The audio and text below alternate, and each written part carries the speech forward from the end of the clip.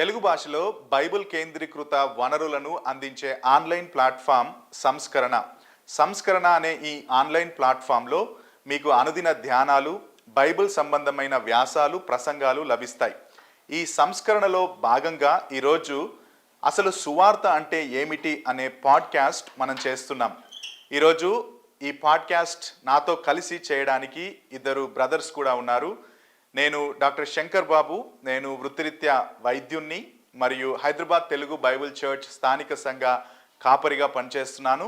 మన మధ్యలో మనతో పాటు ఈ చర్చలో పాల్గొనడానికి బ్రదర్ రాజేష్ గారు, అదేవిధంగా బ్రదర్ స్టీవెన్ డేవిడ్ గారు కూడా ఉన్నారు. Thank you so much for joining brothers. So మీరు మన శ్రోతలకు మీ ఇంట్రడక్షన్ ఇస్తే కూడా చాలా బాగుంటుంది. హాయ్, నా పేరు స్టీవెన్ డేవిడ్. నేను Ecclesia Evangelical Fellowship English church పాస్టర్గా నేను పరిచర్య చేస్తున్నాను. సంఘ పరిచర్యతో పాటు దేవుడు నేను పుస్తకాలు రాయడానికి కూడా దేవుడు నాకు రచయితగా తన కృపలో ఆ వరాన్ని కూడా ఇచ్చినాడు. ప్రభు అయిన యేసుక్రీస్తు నామంలో మీ అందరికీ వందనాలు. నా పేరు రాజేష్. నేను సజీవ సాక్షుల సమాజం అనేటటువంటి సంఘానికి కాపరిగా పనిచేస్తున్నాను. So thank you so much for joining brothers once again. So ఈరోజు ఒక ప్రాముఖ్యమైన విషయం గురించి మనం చర్చించబోతున్నాం. అసలు సువార్త అంటే ఏంటి? చాలా సంఘాల్లో సువార్తకు సంబంధించిన అవగాహన సరిగ్గా లేదని మనందరికీ తెలిసిందే. కాబట్టి ఈరోజు మనం సువార్త, వాక్యానుసారమైన సువార్త అంటే ఏంటో తెలుసుకునే ప్రయత్నం చేద్దాం. ఈ సంపద లేకుంటే భౌతిక సంబంధమైనటువంటి ఆశీర్వాదాలే సువార్త అనుకునేటటువంటి బోధ లేకుంటే అటువంటి అభిప్రాయం చాలామందికి ఉండడం మనకు తెలుసు. కానీ బైబిల్లో కనుక మనం చూసినట్లయితే యేసుక్రీస్తు ప్రభువు వారి లోకానికి రాకముందే ఆయన భౌతికంగా ప్రజల్ని దీవించినట్లుగా మనం గమనించవచ్చు. కాబట్టి ఆ వెలుగులో మనం కనుక ఆలోచన చేస్తే సువార్త అంటే దానికన్నా మించింది అని మనం తెలుసుకోవచ్చు. యేసుప్రభు ఒక మాట అన్నాడు. ఏమన్నాడంటే మార్క్స్ సువార్త 8వ అధ్యాయము 36వ వచనంలో, ఈ లోకమంతా సంపాదించుకొని తన ఆత్మను కోల్పోతే ఏమి లాభము? దేవుణ్ణి వెతుక్కుంటూ మరి కష్టపడుకుంటూ మంచిగా అభివృద్ధి పొందొచ్చు, కానీ తన ఆత్మను కోల్పోవచ్చు. మరొక విషయం కూడా మనం ఏం గమనించాలంటే, ఈ మనిషిలో గ్రీడీనెస్ ఉందండి. ప్రతి మనిషిలో గ్రీడీనెస్, ఆ లోభము ఉన్నది. కాబట్టి ఇంకా ఎక్కువ కావాలనే తత్వం, ఇంకా ఎక్కువ కావాలనే తత్వము. యేసుప్రభుని నమ్ముకుంటే నేను ఇంకా దీవించబడతాను. నేను చెప్పాలంటే, ఒక మాటలో చెప్పాలంటే, యేసుప్రభుని భౌతిక దీవెనల కోసం నమ్ముకోవడం అనేది చాలా భయంకరమైన సువార్త అంటే నేను. ఎందుకంటే అసలైన సువార్తను పక్కన పెట్టి నేను ఎలాగ అభివృద్ధి పొందాలా, ఇంకా నాకు కావాలా, ఆ లోభాన్ని, అతి ఆశను పోషించుకోవడానికి యేసుప్రభుని నమ్ముకోవడము నేను అనుకుంటాను చాలా ప్రమాదకరమైన విషయం. దేవుడు తన కృపలో దీవిస్తాడు, మనకు కావాల్సింది అని అనుగ్రహిస్తాడు. కానీ సువార్త అంటే భౌతిక ఐశ్వర్యానికి సంబంధించిన సువార్త. ఈ దినాల్లో చాలామంది అదే బోధిస్తున్నారు. అది చాలా ప్రమాదకరమైన సువార్త. యేసు ప్రభు కానీ తన అపోస్తలులు కానీ ఇటువంటి సువార్తను మాత్రము వారు ప్రకటించలేదు. చాలా బాగా చెప్పారు బ్రదర్స్. సో మీరు ఇంకేమైనా యాడ్ చేస్తారా? Yes brother. యాక్చువల్గా మనం కనుక చూసుకున్నట్లయితే యేసుక్రీస్తుని నమ్ముకోకుండా కూడా, అంటే హేతువాదులు లేకుండా మిగతా వాళ్ళు కూడా భౌతిక సంబంధమైన ఆశీర్వాదాలను పొందగలరు. కాబట్టి అది కూడా మనం ఆలోచన చేయాలి. అంటే యేసుక్రీస్తు భౌతిక సంబంధమైన దీవెనల కోసం యేసుక్రీస్తు నమ్ముకోవాల్సిన అవసరం లేదు. చాలా కరెక్టే. అది ఎంతో మంది అభివృద్ధి పొందున్నారు. అంటే లోకస్తులు, మంచి పాయింట్ అది. అసలు వేరే మతస్థులు కానీ ఏథీస్టులు కానీ వాళ్ళు యేసుప్రభుని నమ్ముకోకుండా కూడా వాళ్ళు ప్రాస్పర్ అవుతున్నారు. కీర్తనలో కూడా ఒక వచనం గుర్తొస్తుంది. 73వ కీర్తనలో, దేవుణ్ణి నమ్ముకొనని వాళ్ళు కూడా ఎంతో ఆశీర్వదించబడ్డారు, వాళ్ళు ఎదుగుతున్నారని కూడా కీర్తనకారుడు రాస్తాడు. కాబట్టి మీరు చెప్పింది చాలా సత్యం. కానీ సాడ్లీ ఆ విధమైన సువార్త ఈ రోజుల్లో ప్రకటించబడడం మనం చూస్తున్నాం. అంతేకాదు, మరొక ప్రశ్న కూడా నన్ను అడగనివ్వండి. సువార్త అంటే చాలామంది స్వస్థత, అంటే ఏదైనా వ్యాధి బారిన పడితే, రోగం బారిన పడితే దాని నుంచి విడిపించబడడం సువార్త అని అంటున్నారు. సో అందుకే మనకు స్వస్థత మహాసభలని చాలా జరుగుతూ ఉన్నాయి. సో దానిపై మీరేమనుకుంటున్నారు? ఇవన్నీ చేసేటి ఏది మన సువార్త ప్రకటిస్తే ఐశ్వర్యం వస్తుందని, సువార్త ద్వారా స్వస్థత వస్తుందని, ఇవన్నీ ఎందుకు చెప్తున్నారంటే నాకు ఏమనిపిస్తుందంటే ప్రజల్ని ఆకర్షించే నీకు ఇవన్నీ. అంటే నిజమైన సువార్త చెప్తే ప్రజలకు ఆకర్షణీయంగా ఉండదు. కాబట్టి ఇటువంటి సువార్త చెప్తే ఏది స్వస్థత పరుస్తాడు, కాబట్టి ఇంకా ఐశ్వర్యం ఇస్తాడు అంటే చాలామంది యేసు ప్రభు దగ్గరకు వస్తారేమో అని. కానీ నిజమైన సువార్త చెబితేనే నిజమైన రక్షణ వస్తుంది. కానీ మనము నిజమైన సువార్త చెప్పకుండా యేసు ప్రభు స్వస్థపరుస్తాడు. నిజంగా యేసు ప్రభు స్వస్థపరచాలనుకుంటే స్వస్థపరుస్తాడు. కొంతమంది యేసు ప్రభుని కేవలం స్వస్థత కోసం నమ్ముకొని కూడా స్వస్థపరచు, కానీ దానంత మాత్రాన అది సువార్త కాదు, వారు రక్షణ పొందినట్లు కూడా కాదు. మనం సువార్తలో మనం చూస్తాం, అనేక మందికి యేసు ప్రభు చెప్పినాడు, నీ విశ్వాసమే నేను స్వస్థపరిచిందని. కానీ వీరు రక్షణ పొందిరనే గ్యారంటీ కాదు అక్కడ. ఆ సువార్త కోసము, ఆ స్వస్థత కోసం సువార్తను లేకపోతే యేసు ప్రభుని నమ్ముకున్న వారు కూడా చాలా మంది ఆయనను వదిలిపెట్టి వెళ్ళిపోయినారు. రాజేష్ గారు, చాలా అద్భుతమైనటువంటి పాయింట్ని బ్రదర్ స్టీఫెన్ చెప్పారు. వాస్తవాన్ని మనం ఆలోచన చేస్తే స్వస్థత దేవుడి నుంచి కలుగుతుంది, ఖచ్చితంగా దేవుడు స్వస్థపరిచేటటువంటి వాళ్ళు. కానీ బైబిల్ గ్రంథంలో ముఖ్యంగా నూతన నిబంధనలు ఎక్కడ కూడా బాప్తిస్మిచ్చి యోహాను, యేసుక్రీస్తు ప్రభువు వారు, అపోస్తలులు ఎక్కడ కూడా స్వస్థతను ప్రకటించలేదు. ఎందుకంటే సువార్త అనేటటువంటిది స్వస్థత కన్నా మించింది. ఈ స్వస్థత భౌతిక సంబంధమైనది. వాస్తవానికి ప్రతి మానవునికి కూడా ఆత్మ సంబంధమైనటువంటి స్వస్థత అవసరం. కాబట్టి సువార్త స్వస్థతకి మించిందని మనం తెలుసుకోవాలి. పౌలు కూడా నా శరీరంలో నువ్వు ఒక ముళ్ళు ఉంచావు అని చెప్పి 2 కొరింథీలో మనం చూస్తాం 12వ అధ్యాయంలో. సో కొంతమంది దాన్ని శరీరానికి సంబంధించిన ఒక వ్యాధి అని కూడా అంటారు. సో అంటే నూతన నిబంధనలో ఉన్న విశ్వాసులు కూడా వ్యాధుల గుండా వెళ్ళారు, వారిలో అందరూ కూడా స్వస్థపరచబడలేదు. సో దేవుడు తన సార్వభౌమాధికారంలో స్వస్థతనివ్వచ్చు, ఇవ్వకపోవచ్చు. కానీ ఒకవేళ నేను ప్రభువును నమ్ముకుంటేనే నాకు స్వస్థత వస్తుంది అనేది ఐ థింక్ అది వాక్యానుసారమైన సువార్త కాదు అని నేను అనుకుంటున్నాను. కరెక్ట్. రాజేష్ చెప్పింది ఒక మంచి తలంపు వచ్చింది. ఆయన సమాధానం చెప్పింది, యేసు ప్రభు అనేకమైన స్వస్థతలు చేశాడు. మరణాల నుంచి మనుషులను లేపినాడు, గుడ్డి వారికి కళ్ళు ఇచ్చినాడు, మరి చెవిటి వారికి చెవులు ఇచ్చినాడు. అపోస్తలులు కూడా చాలా అద్భుతాలు చేశారు, కానీ వారు స్వస్థతల్ని ప్రకటించలేరు. చాలా ఇంపార్టెంట్ పాయింట్ అది. చాలా ఇంపార్టెంట్ పాయింట్ అది. వాళ్ళు చేశారు కానీ ప్రకటించింది దేవుని రాజ్యానికి సంబంధించిన సువార్త. కానీ ఈ దినాల్లో చూస్తే సువార్తనే ప్రకటిస్తున్నారు కానీ దేవుని రాజ్యానికి సంబంధించిన సువార్తను ప్రకటించడం లేదు. ఆ స్వస్థతలు కూడా ఎన్నైతున్నాయో మనకు తెలియదు, కానీ యేసుప్రభు చేసి కూడా దాన్ని ప్రకటించలేరు. కాబట్టి సువార్త అనేది స్వస్థతకు సంబంధించింది కాదు. దేవుడు స్వస్థపరచగలడు, కానీ సువార్త అనేది అది చాలా వేరే విషయము. మనం ఆ విషయంలో జాగ్రత్తగా పడాలి. వాస్తవానికి మనిషి సంపూర్ణంగా స్వస్థత పొంది వాస్తవానికి అది ఉండకపోవచ్చు, నరకానికి వెళ్ళే అవకాశం. కరెక్టే. కాబట్టి మనం ఆలోచన చేయొచ్చు. కరెక్ట్. ఈ దినాల్లో సాక్ష్యాలు ఇంటే కూడా యేసుప్రభుని ఎందుకు నమ్ముకున్నావు అంటే, నాకు రోగం వస్తే స్వస్థత పొందినాను నేను, అందుకోసమే యేసుప్రభుని నమ్ముకున్నానని.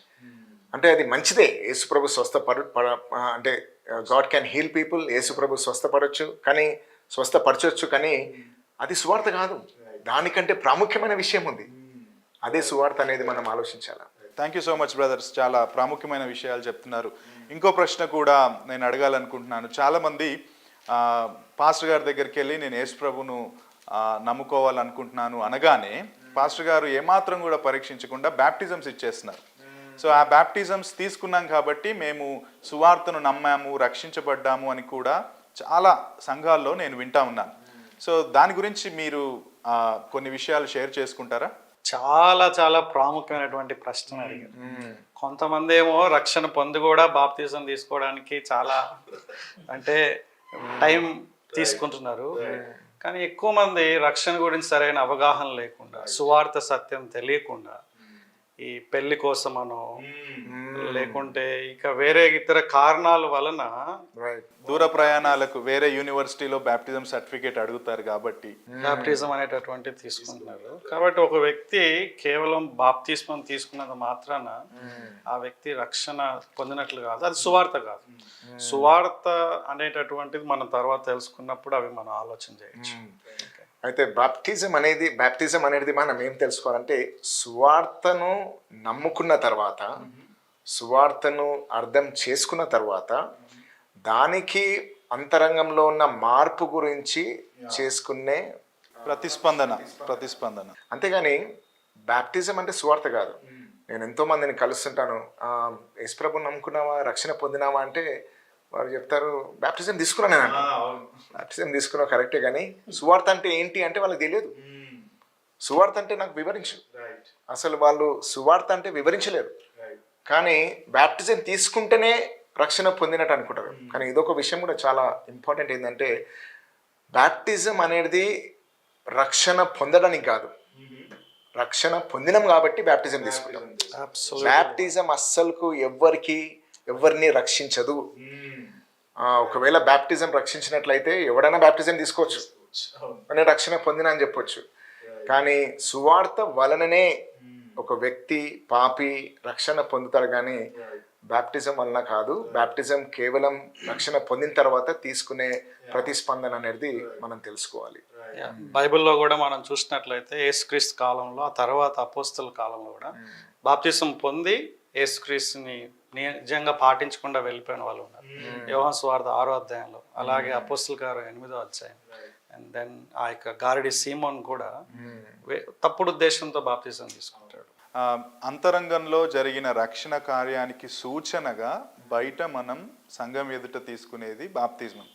సో చాలామంది అంతరంగంలో రక్షణ కార్యం జరగదు, కానీ బయట వాళ్ళు ఒక రకంగా స్నానం చేస్తున్నట్టే అనుకోవచ్చేమో దాన్ని. సో చాలా సాడ్ అండి, చాలా విచారకరంగా ఇవి జరుగుతున్నాయి. మీరు ఇంతకుముందు మాట్లాడుతున్నప్పుడు ఒక మాట అన్నారు, సువార్త గురించి ఎవరినైనా అడిగితే వాళ్ళు చెప్పలేకపోతున్నారు. ఒకవేళ చెప్పినా కానీ జనరల్గా సువార్త గురించి చెప్పు, అసలు సువార్త అంటే ఏంటి అంటే వాళ్ళు చెప్పేది ఇతరులకు సువార్త చెప్పడం అని అంటారు. ఇతరులకు సువార్త చెప్పడంలో ఏముంది కంటెంట్ అంటే చాలా తడబడతా ఉంటారు. సో దాని గురించి ఏమైనా థాట్స్ మీరు షేర్ చేస్తారా? సువార్థీకరణ చేయడం వేరు, సువార్తను నమ్మడం వేరు. Evangelism is different, believing in the gospel is different. So Yesu ప్రభుని సువార్త నమ్ముకున్నావంటే నువ్వు సువార్థీకరణ చేస్తున్నావు అనేది కాదు. అంటే నువ్వు ఇతరులకు అది ఏం సువార్త చెప్తున్నావు నాకు తెలియదు, కానీ సువార్త చెప్తున్నా అని అనుకోవచ్చు. కానీ నువ్వు సువార్త నమ్ముకున్నావా, దానికంటే ప్రాముఖ్యంగా అసలు నీకు సువార్త అంటే ఏంది వివరించు.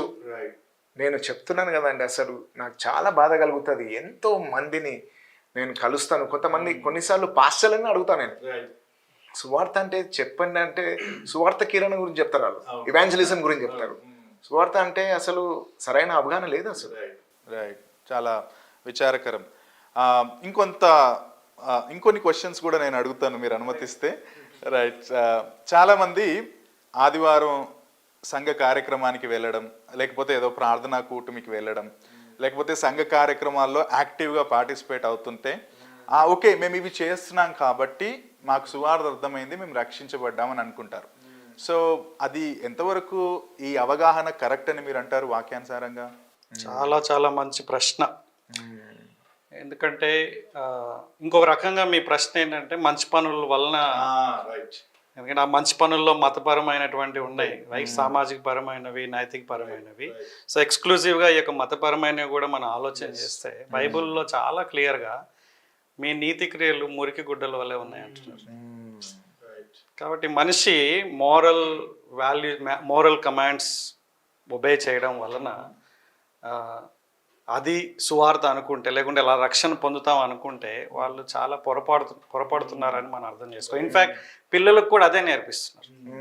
పిల్లలకు కూడా నైతిక విలువలు మీరు ఇది పాటించండి, మీకు స్వర్గం లేకుంటే మోక్షం వస్తుంది అనేటటువంటి ఆ విషయాలు మనం గమనించవచ్చు.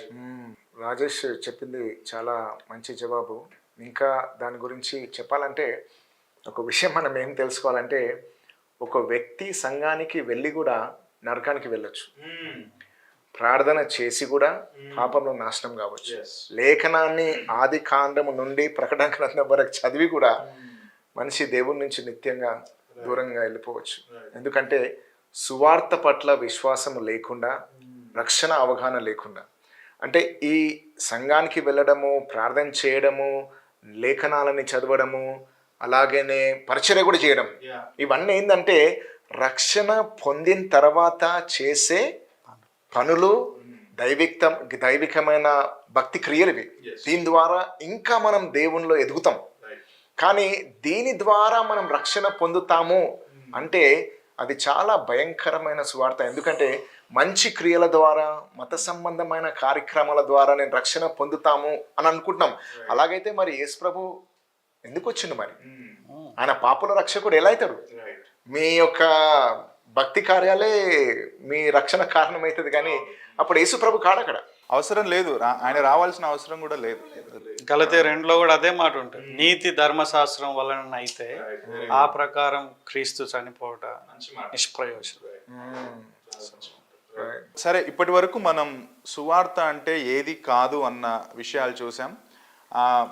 మీరు ఇంతకుముందు ఒక మాట అన్నారు కదా, సంఘాలకు వెళ్తున్నారు కానీ వాళ్ళ నీతి క్రియలు వాళ్ళని రక్షించట్లేదు, వాళ్ళు నరకానికి వెళ్తున్నారని. మార్క్ డెవర్ అనే ప్రీచర్ ఒక మాట చెప్పడం నాకు చాలా గుర్తు. ఆయన ఈ విధంగా అంటాడు, చాలామంది సంఘ ద్వారాల గుండా నరకానికి వెళ్తున్నారట. అంటే వాళ్ళు సంఘానికి వస్తున్నారు, అన్ని కార్యక్రమాల్లో పాల్గొంటున్నారు, కానీ నిజమైన సువార్తను అంగీకరించట్లేరు కాబట్టి వాళ్ళు ఒకరోజు నరకానికి వెళ్తున్నారట. అది ఇంకెంత విచారకరమైన సంగతి. రైట్. సో కానీ మనం ఇప్పుడు అసలు సువార్త అంటే ఏంటి? సరే, ఇవన్నీ సువార్త కాదు అని మనం అనుకున్నాం కదా, మరి ఇప్పుడు అసలు సువార్త అంటే ఏంటి అనేది వాక్యానుసారంగా మనం డిస్కస్ చేసే ప్రయత్నం చేద్దాం. కాబట్టి మీరు చెప్పండి, వాక్యానుసారమైన సువార్త బైబిల్ నుండి మనం ఏ విధంగా వివరించగలం? Rajesh, can you read 1 Corinthians 15:1-4? 1 కొరింథీ 15వ అధ్యాయము 1-4 ఇది సువార్త అంటే ఏంటి అనేది చాలా క్లియర్గా ఇక్కడ వివరించబడ్డదండి. What is the gospel? 1 కొరింథీయులకు రాసిన పత్రిక 15వ అధ్యాయం 4 నుంచి కొన్ని వచనాలు మనం చదువుకుందాం. వాస్తవానికి తెలుగులో 3 నుంచి కూడా ఉంది ఇక్కడ.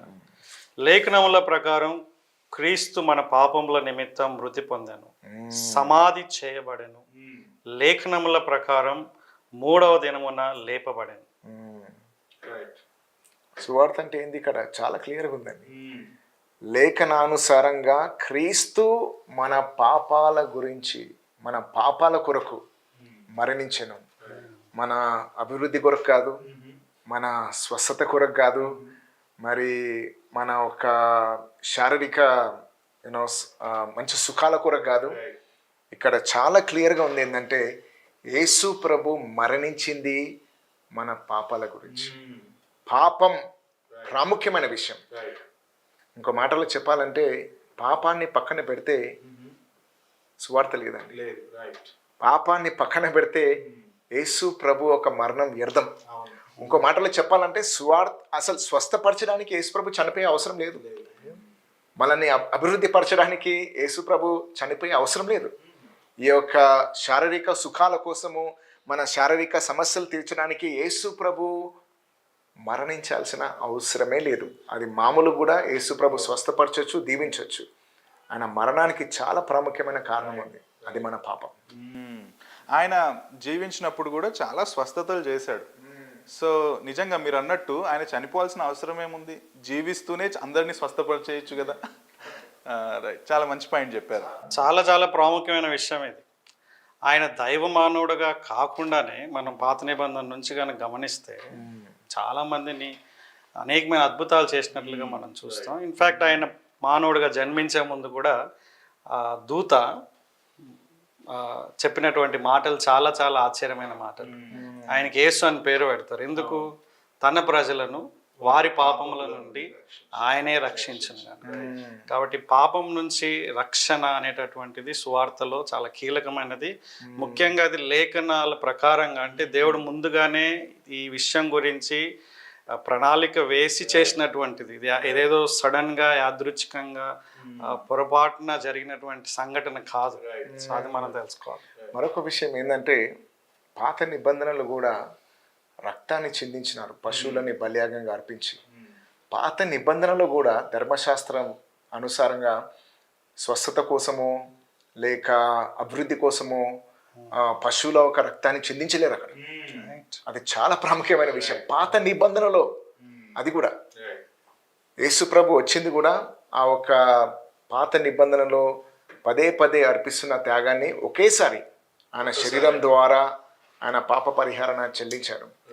పాత నిబంధనలు కూడా లేదండి అది. అసలు యేసు ప్రభు చనిపోయింది. మరొక మాట చెప్పాలంటే నాకు చాలా బాధాకరంగా ఏముందంటే ఈ దినాల్లో ప్రభు రాత్రి భోజనాన్ని ఆ రొట్టె పట్టుకొని ఆ ద్రాక్ష రసాన్ని కూడా ఆయన రక్తము మన పాపాల గురించి చిందించినాడు, ఆయన శరీరము మన పాపాల గురించి అర్పించినారు అనే దాన్ని కూడా నేను ఒక సంఘానికి వెళ్ళినారు. ఆ ప్రభురాత్రి భోజనం ఇచ్చేటప్పుడు ఈ యొక్క రక్తం తాగినప్పుడు ఈ యొక్క రొట్టెని తిన్నప్పుడు దేవుడు మిమ్మల్ని స్వస్థపరుస్తాడు. అసలు నాకు ఎంత బాధ అనిపించిందంటే ప్రభు రాత్రి భోజనాన్ని కూడా ఒక వ్యాపారం చేసేసారు. ఒక స్వస్థత, అభివృద్ధి. అసలు యేసుప్రభు ఏమన్నాడు? ఈ రక్తము మీ కొరకు చిందించబడింది, మీ పాపాల గురించి శరీరం అర్పించబడింది. దాన్ని కూడా ఈ యొక్క లౌకిక అభివృద్ధి కోసం వాడుకోవడం అంటే పాపం అనే కాన్సెప్ట్ని దాదాపుగా పక్కన పెట్టేశారు. అభివృద్ధి కావచ్చు, స్వస్థత కావచ్చు, ప్రజలకు ఏది అవసరమో దాన్ని ఇవ్వడానికి చూస్తున్నారు. కానీ మనందరం పాపులం, క్రీస్తు మన కోసం మన పాపాల కోసం మరణించాడనేది పక్కన పెట్టేశారు. సో మేబీ ఇట్లా ప్రజలకు ఇది అవసరమని వాళ్ళు అనుకుంటున్నారు. అది వాళ్ళకి వీళ్ళు ఇస్తున్నారేమో కానీ వాళ్ళకి నిజమైన అవసరతను గుర్తించలేని పరిస్థితిలో ప్రజలు ఉన్నారు, చెప్పేటటువంటి పరిస్థితిలో లేరన్న. అసలు సంఘం ఎందుకున్నదంటే ప్రజల్లో ఏది ప్రాముఖ్యమైన సమస్య చూపించనీకే, వారికి ఏది అవసరత ఉందో వాళ్ళు అనుకునేదే మనం ఇవ్వాలనేది అది క్రీస్తు సంఘం కాదు. క్రీస్తు సంఘం దేని కొరకు ఉన్నదంటే ప్రజలకు తెలియకుండానే వారి ఏం అవసరత ఉందో, వారి గొప్ప అవసరత ఏంది సువార్త, వారి గొప్ప సమస్య ఏంది పాపం, అది కూడా ప్రేమతో చూపించడం. ఏదో ఖండించి కఠినంగా మీరు పాపులు, మీరు నరకానికి వెళ్ళిపోతారు అనేది అలా ఖండించుకొని చెప్పేది కాదు, కానీ ప్రేమతో దేవుని యొక్క ఆప్యాయతతో వారిలో ఉన్న పాపాన్ని చూపించడమే సంఘము ఒక గొప్ప బాధ్యత. చాలా మంచి విషయాలు మీరు చెప్తా ఉన్నారు. ఈ మాటలు చాలామందికి అవసరం, ఎందుకంటే నేటి సంఘాల్లో ఇటువంటి మాటలు దొరకట్లేవు. సరే, మన సువార్తలో మరణం గురించి మనం ఇంతకుముందు మాట్లాడుకున్నాం. 1 కొరింథీ 15వ అధ్యాయంలో పౌలు రాసిన విషయాల గురించి కూడా మనం చూసాం. లేఖనాల ద్వారా, ఆ లేఖనముల ప్రకారం ఆయన మరణించాడు. సో ఆయన మరణం ఎందుకంత ప్రాముఖ్యం? ఏం జరిగింది ఆయన మరణంలో? ఒక విశ్వాసికి ఆయన మరణం ద్వారా లభించింది ఏంటి? అది కొంచెం మీరు వివరిస్తే బాగుంటుంది శ్రోతలకు. మేబీ 2 విషయాలు ఇక్కడ మనం గమనించవచ్చు. మరణం అంటే ఇంకో రకంగా మనుషుల యొక్క పాపం కోసం దైవ మానవుడైన యేసుక్రీస్తు ఆయన శిక్షకి లేకుంటే దేవుని యొక్క ఉగ్రతకి గురి కావడం అనేటటువంటిది పాపం ఎంత తీవ్రమైనదో మనకు తెలుస్తుంది. పాపం యొక్క తీవ్రతని క్రీస్తు యొక్క మరణం మనకి చూపిస్తుంది. కానీ హెబ్రీ పత్రిక 9:22 కనుక మనం చదివితే దేవుడు తన యొక్క వాక్యంలో ఈ మాటలు చెప్తున్నాడు. రక్తం చిందింపకుండా పాప క్షమాపణ లేదు. సో మనిషికి పాప క్షమాపణ ఇవ్వాలంటే రక్తం చిందించబడాలి. ఇంతకుముందు అన్న చెప్పినట్లుగా పాత నిబంధనలో కూడా పశువుల్ని వాటిని ఎందుకు బలిచ్చేవారంటే ఇది ఒక సాదృశ్యంగా, ఒక ఛాయలాగా.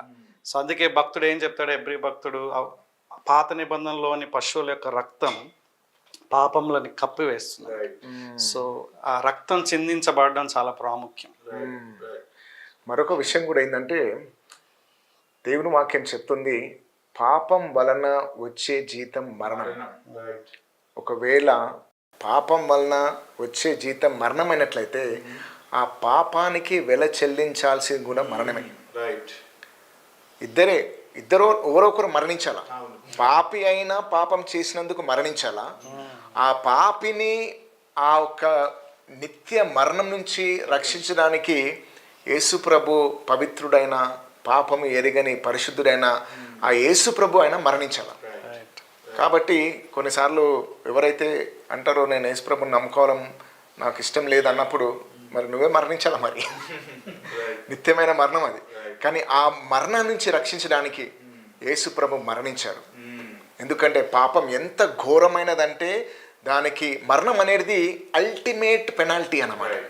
The ultimate penalty is death. మరణానికి మించిన శిక్ష లేదు అసలు.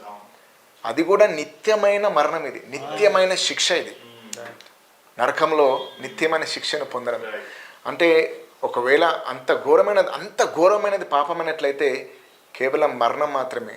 అది కూడా ఎవరు కూడా మరణించలేరు. పశువుల మరణము అది సంతృప్తి కాదు, అది జంతువుల మరణం అది సాటిస్ఫాక్టరీ కాదు, మనుషుల మరణం కూడా కాదు. ఎందుకంటే పాపి కోసం మరణించలేడు. పవిత్రుడైన యేసు ప్రభువే తన యొక్క ప్రాణాన్ని పెట్టి ఆయన మరణించి ఆ మరణ శిక్ష నుంచి పాపిని రక్షించడం అవసరం. కాబట్టి యేసు ప్రభు మరణం అంత ప్రాముఖ్యమైనది.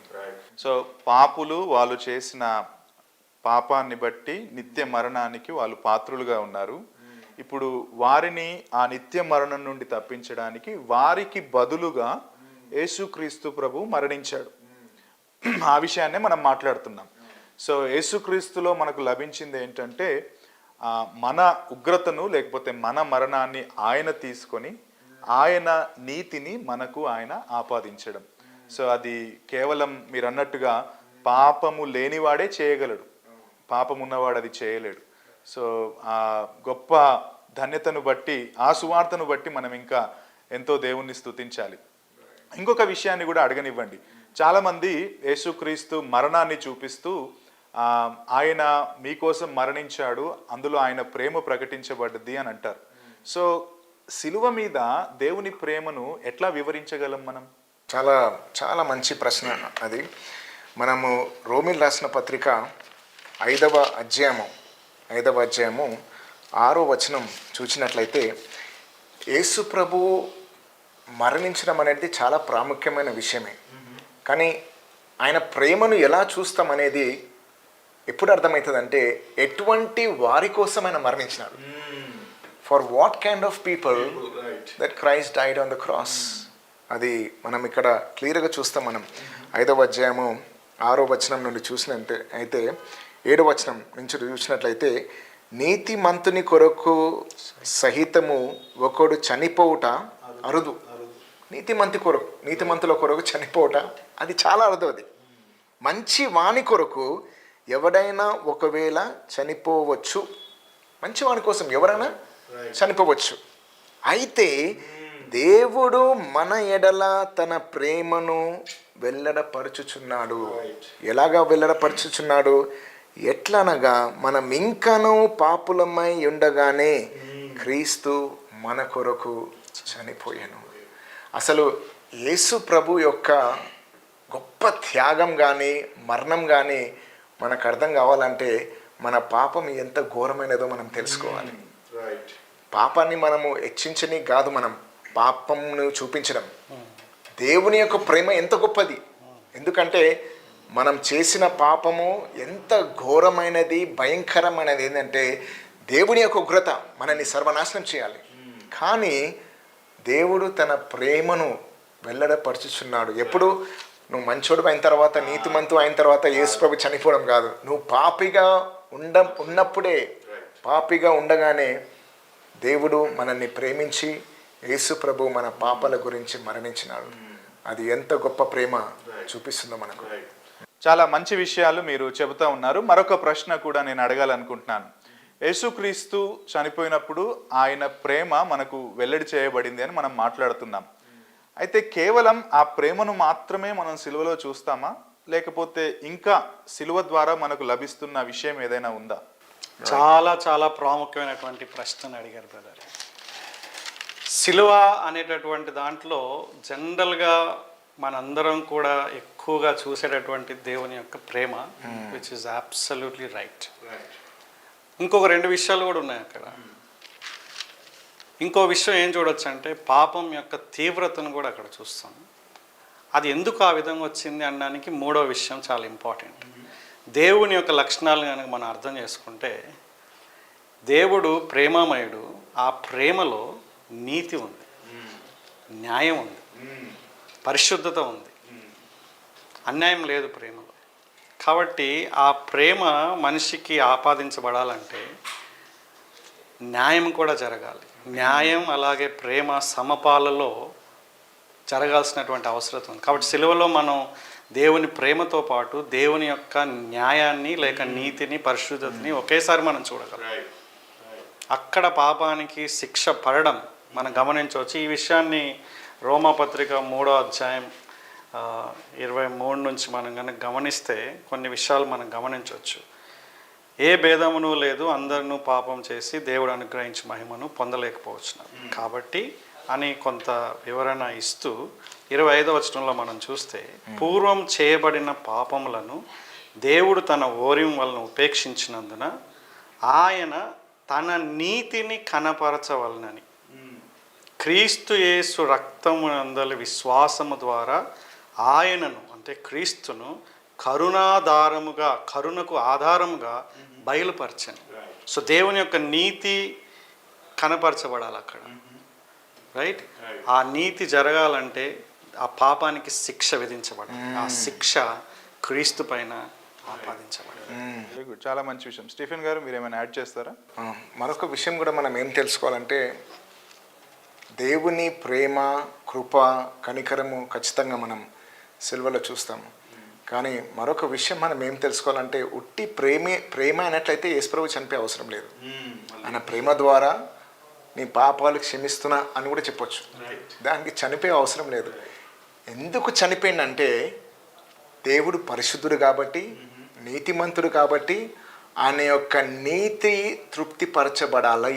ఎలా తృప్తిపరచబడాలి? ఎందుకంటే పాపం చేసినప్పుడు పాపాన్ని శిక్షించాలి. శిక్ష ద్వారానే తన నీతి తృప్తిపరచబడుతుంది. ఈ విషయం చాలా ప్రాముఖ్యమండి. ఏంటంటే దేవుని నీతి, దేవుని ప్రేమ వ్యతిరేకమైనది కాదు. దేవుని నీతిలోనే ఆయన ప్రేమ ప్రత్యక్షపరచబడుతుంది. దేవుని ప్రేమలోనే ఆయన నీతి ప్రత్యక్షపరచబడుతుంది. దేవుని నీతిని పక్కన పెట్టి ప్రేమను చూపించలేరు. దేవుని యొక్క ప్రేమను పక్కన పెట్టి దేవుని యొక్క నీతిని చూపించలేరు. ఇవి రెండు సిలువలో మనము ప్రత్యక్షపరచబడడం చూస్తున్నాం. ఎలాగా? యేసు ప్రభు చనిపోవడం ద్వారా దేవుని యొక్క నీతి తృప్తిపరచబడ్డది. అలాగనే ఆయన ప్రేమ కూడా వెల్లడపరచబడ్డది.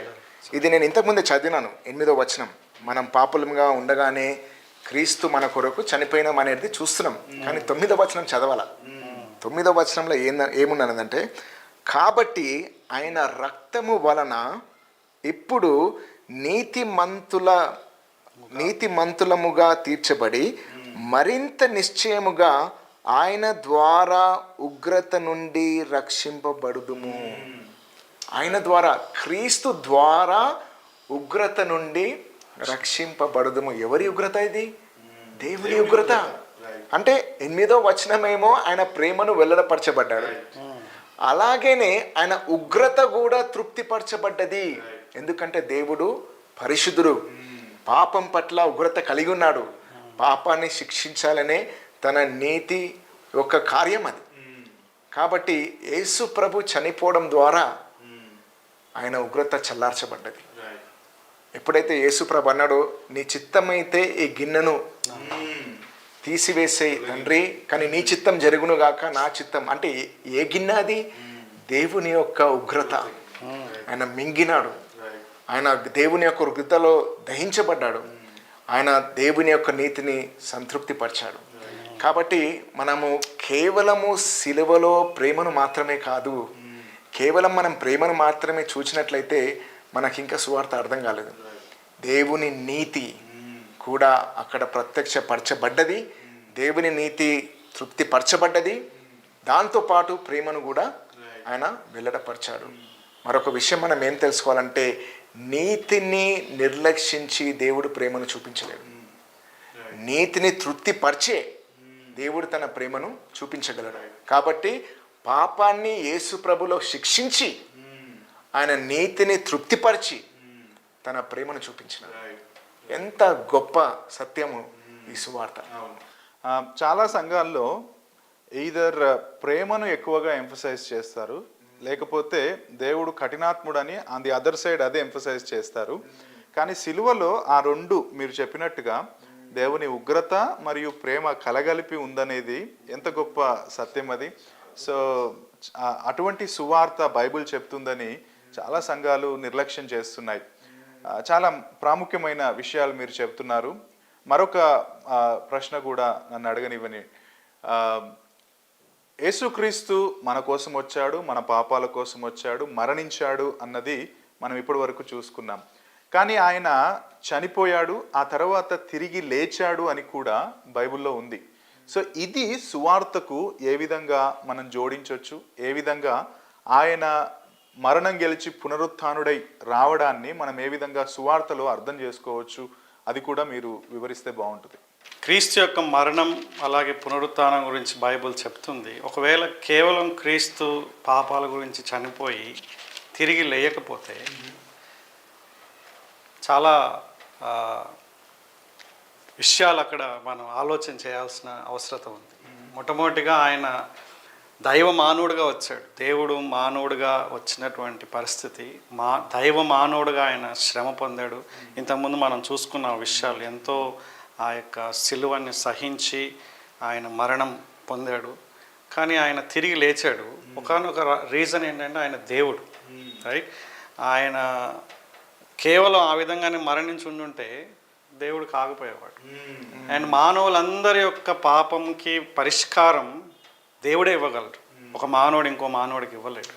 అది ఒక ప్రాముఖ్యమైన విషయం. అయితే మనకి ఇక్కడ దేవుని యొక్క వాక్యంలో కూడా మొదటి పేతురు పత్రిక, అలా ముఖ్యంగా మొదటి కొరింథీ పత్రిక 15వ అధ్యాయంలో ఒక మంచి మాట ఉంది. ఒకవేళ క్రీస్తు లేపబడిన ఎడల మీ విశ్వాసం వ్యర్థమే. మీరు ఇంకా మీ పాపంలోనే ఉన్నారు అనేటటువంటి మాట అక్కడ చెప్తాడనమాట. సో ఇక మన విశ్వాసంకి దేవుని యొక్క క్రీస్తు యొక్క పునరుత్థానానికి చాలా సంబంధం ఉందని మనం ఇక్కడ తెలుసుకోవాలి. చాలామంది మానవుల కోసం ప్రాణం పెట్టినారు. అంటే పాపాల గురించి కాదు, కానీ వేరే వేరే విషయాల గురించి ఎంతోమంది చనిపోయినారు. కానీ యేసు ప్రభులో ఉన్న గొప్పతనం ఏంటంటే ఆయన కేవలం చనిపోవడమే కాదు, మరణం నుంచి తిరిగి లేచినాడు. ఎవడు కూడా చరిత్రలో మరణించి తిరిగి లేచి నిత్యము జీవించిన వాడు ఎవడు లేడు. యేసు ప్రభులో ఉన్న విభిన్నత ఏంటంటే ఆయన పాపం గురించి మరణించినాడు. ఒకవేళ అలాగే చనిపోయినట్లయితే ఆయన రక్షకుడు కాలేడని. ఎందుకంటే చనిపోయిన వ్యక్తి ఎలా రక్షకుడు అవుతాడు? ఆయన చనిపోయి శరీరముతోనే ఆయన పునరుద్ధానమైనాడు. అంటే ఆయన పునరుద్ధానంలో ఆయన ఏం చూపించినాడంటే, నేను మీ పాపం గురించి చనిపోయి మరణాన్ని నుంచి తిరిగి లేచినాను, మీరు నా యందు విశ్వాసం ఉంచిన ఎడల మీరు చనిపోయినను మీరు మరలా శరీరముతో లేపబడి నిత్యము జీవింతురు. అంటే ఆయన పునరుద్ధానం ద్వారా ఆయన ఏం నిరూపించారంటే మీరు కూడా మరణం నుంచి లేస్తారు. చావు అనేది అంతం కాదు, అది కేవలము తాత్కాలికమైన అనుభవం. దాని తర్వాత మరణం నుంచి తిరిగి లేపడం అనేది కూడా జరుగుతుంది. అది కేవలం ఎందుకు అది సాధ్యమవుతుందంటే 1 పేతురు 1వ అధ్యాయము 3వ వచనంలో చూసినట్లయితే ఆయన మనకు సజీవమైన నిరీక్షణకు, దానికోసం ఆ నిరీక్షణ ఏంది? నిత్యము మనము దేవుని రాజ్యములో పరలోకంలో జీవిస్తాము. అది దేని వల్ల సాధ్యమైందంటే యేసు ప్రభు పునరుద్ధానం ద్వారానే. ఎక్కడైతే సువార్త కేవలం యేసు ప్రభు చనిపోయింది అని చెప్పి పునరుద్ధానం గురించి చెప్పకపోయినట్లయితే అది సంపూర్ణమైన సువార్త కాదు. సో పునరుత్థానమును కంపల్సరీగా మనం సువార్తలో ఉంచాల్సిందే.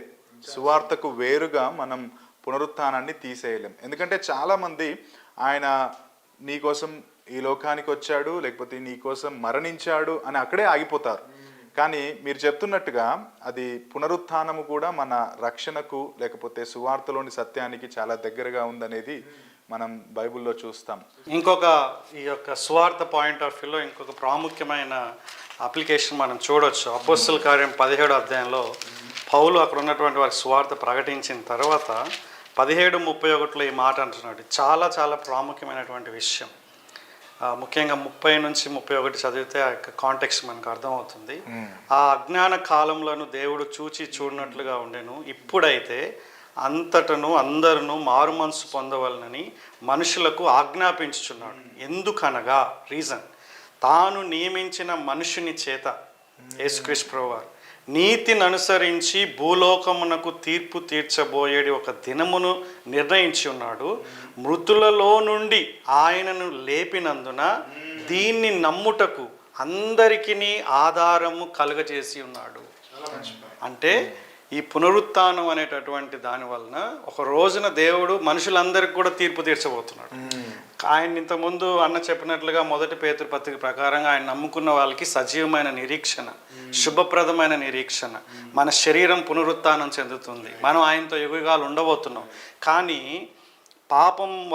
పాపంలోనే మనిషి చనిపోతే, పాపముల విషయంలో పరిష్కారం పొందకపోతే, పాపం విషయాన్ని డీల్ చేయకపోతే ఖచ్చితంగా నరకంలో ఉంటారు, లేకుంటే యుగాలు ఉంటారు అనేటటువంటి పాయింట్ని చెప్తున్నారు. ఇక్కడ ఒక విషయాన్ని ఖచ్చితంగా చెప్పాలి నేను. ఏంటంటే చాలామంది మానవులు చనిపోవడం అంటే ఇంకా ఈ ఉనికిని కోల్పోవడం అనుకుంటున్నారు. అంటే నేను ఇంకా చనిపోయిన తర్వాత నా లైఫ్ అంతమైపోయింది అనుకుంటున్నాను. విశ్వాసి అయినా అవిశ్వాసి అయినా ఇంకొక జీవితం ఉంది. కాబట్టి చేసినటువంటి పనులను బట్టి ఆ వ్యక్తి తీర్పు తీర్చబడతాడు. సో ఇప్పుడు యేసుక్రీస్తు ప్రభువారి యొక్క పునరుత్థానం ఆ తీర్పుకు నిదర్శనంగా ఉంది. ఆయన కనుక విశ్వసించకపోతే, అంటే ఆయన ఇచ్చినటువంటి ఆ యొక్క అవకాశాన్ని వినియోగించుకోకపోతే, పాపం చేసిన కారణాన్ని బట్టి యుగాలు నరకంలో ఉండవలసినటువంటి పరిస్థితి. కాబట్టి మనిషి ఎప్పటికీ ఉనికిని కోల్పోడు. అండ్ ఈ పునరుత్థానం ఒక హెచ్చరికగా కూడా, ఒక రుజువుగా కూడా మనకి ఇవ్వబడింది. మీరు చెప్తున్న వింటా ఉంటే ఇది కదా నిజమైన శాంతి మనసులో మనకు దొరికేది అని నాకు అనిపిస్తుంది. ఎందుకంటే చాలామంది సువార్తను మీరు నమ్ముకోండి, మీ హృదయంలో శాంతి వస్తుంది అని పైన మాట్లాడతారు. కానీ ఇదిగో సత్యమైన సువార్త ఇంత లోతుగా ఉంది అని తెలుసుకున్నప్పుడు అప్పుడు నిజమైన శాంతి, నిజమైన సమాధానం, జీవితానికి నిజమైన ఉద్దేశం ఏంటో మనకు తెలుస్తుంది. శంకర్, నువ్వు చెప్పింది అది చాలా ప్రాముఖ్యమైన విషయం. యేసుప్రభుని నమ్ముకున్నాను, నాకు సమాధానం వచ్చింది, శాంతి వచ్చింది అని చెప్పేసి అది ప్రాముఖ్యమైనదే. మనం యేసుప్రభుని నమ్ముకున్నప్పుడు ఖచ్చితంగా సమాధానం వస్తుంది. కానీ అంతరంగంలో ఉన్న సమాధానము అది సెకండరీ, తర్వాత సంగతి. అది దానికంటే ప్రాముఖ్యమైన ఒక సమాధానం ఉంది. అది మనము రోమీయులకు రాసిన పత్రిక 5వ అధ్యాయం 1వ వచనంలో ఇక్కడ తేటగా రాయబడ్డది. కాబట్టి విశ్వాసం మూలమున మనము నీతిమంతులుగా తీర్చబడి మన ప్రభువు అయిన యేసుక్రీస్తు ద్వారా దేవునితో సమాధానము కలిగి ఉందుము. ఇది చాలా ప్రాముఖ్యమైన విషయము. ప్రభు అయిన యేసుక్రీస్తు ద్వారా దేవునితో సమాధానము కలిగి ఉందుము అంటే నీ అంతరంగంలో సమాధానము కంటే ప్రాముఖ్యంగా దేవునితో సమాధాన పడడము. అంటే యేసు ప్రభు ద్వారా ఏం చూపిస్తుంది అంటే మనం ఏం తెలుసుకోవచ్చు అంటే పాపం వలన మనము దేవుని నుండి దూరం అయిపోయినాము, పాపం వలన మనం దేవునికి శత్రువులం అయిపోయినాము, పాపం వలన మనం దేవుని ఉగ్రతకు గురైనాము, పాపం వలన మనము నిత్య నాశనానికి పాత్రులమైనాము. కాబట్టి దేవునితో ఏ సంబంధం లేదు, దేవునితో వైరం కలిగి ఉన్నాం మనం. అయితే యేసు ప్రభువు సిలువలో దేవుని యొక్క ఉగ్రతను తృప్తిపరిచి, తన నీతి కార్యాన్ని నెరవేర్చి, తన ప్రేమను వెల్లడపరిచి, ఆయన ద్వారా దేవునితో మనల్ని సమాధానపరిచినాడు.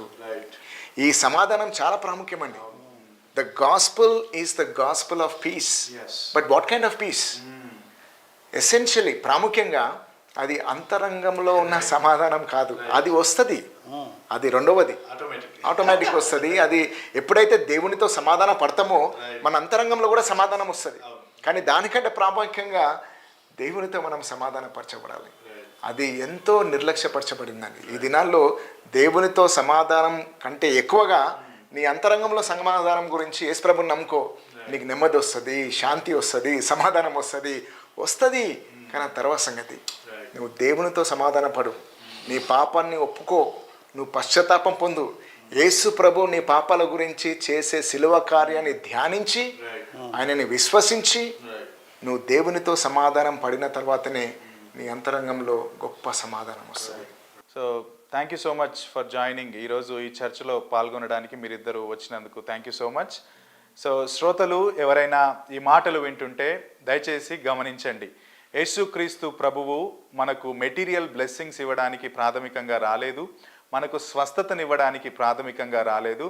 ఆయన పాపములను క్షమించడానికి ఈ లోకానికి వచ్చాడు.